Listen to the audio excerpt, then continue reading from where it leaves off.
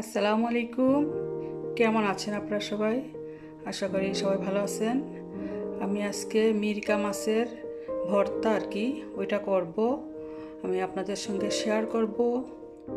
এই হলো মিরকা মাছ। এটা প্রথমে আমি লবণ দিয়ে সামান্য লবণ দিয়ে আমি ভেজে নিছি তেলের মধ্যে। ভেজে তারপর এটাকে বেছে নিছি, কাঁটাগুলো সবগুলো ফেলে দিছি। আর এই তো মাছটা ঝুরি ঝুরি করে নিছি। এই ভর্তাটা যে কোনো বড় মাছ দিয়ে করা যাবে, আমি মিরকা মাছ দিয়ে করে নিলাম। এখানে পেঁয়াজ কুচি কেটে রাখা আর কাঁচামরিচ কুচি কেটে রাখা। পরিমাণ মতো আমি তেল দিয়ে দিছি। এখন পেঁয়াজ কুচি আর কাঁচামরিচ কুচিটা দিয়ে দিব। খুব বেশি একটা তেল দিব না, আমি সামান্য তেল দিয়ে করতেছি ভর্তাটা। আর লাস্টে আমি মাস্টার্ড অয়েল দিব ভর্তার মধ্যে, তাই বেশি একটা তেল দিব না।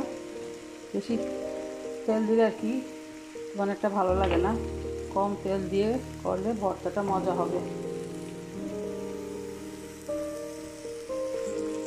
তো এটা আমি ভালোভাবে একটু ভেজে নেই, হাফ ভাজবো। ভালোভাবে বলতে অর্ধ ভাজা যাকে বলে। তো আমি ভেজে নিই কিছুক্ষণ। লবণটা দিয়ে দিই, হাফ চামচ লবণ, লাগলে পরে দিব। আমি এই কয়েকটা মেথি দিতেছি, তাহলে খুব ভালো লাগবে ফ্লেভারটা। মেথির ফ্লেভারটা অনেক ভালো লাগবে। সামান্য একটু হলুদ পাউডার দিতেছি। সাদাও করা যায়, সাদা করতেছিলাম, পরে ভাবতেছি না, একটু হলুদ পাউডার দিলে দেখতে ভালো লাগবে, তাই হলুদ পাউডার দিলাম। ভাজা হয়ে গেছে, এই তো ভেজে নিলাম পেঁয়াজটা। আর এখন মাছের সাথে মাখিয়ে নিই। সামান্য পরিমাণ মতো মাস্টার্ড অয়েল দিব। এখন ভালোভাবে মাখিয়ে নিই। ধনেপাতা হলে ভালো হতো, কিন্তু ঘরে তো ধনেপাতা নাই, তাই দিতে পারলাম না। এই তো রেডি হয়ে গেছে মিরকা মাছের ভর্তা। আর আমি একটু টেস্ট করে দেখছি, অনেক মজা হয়েছে, অনেক মজা, বলার মতো না। গরম গরম ভাতের সাথে খেতে দারুণ মজা লাগবে।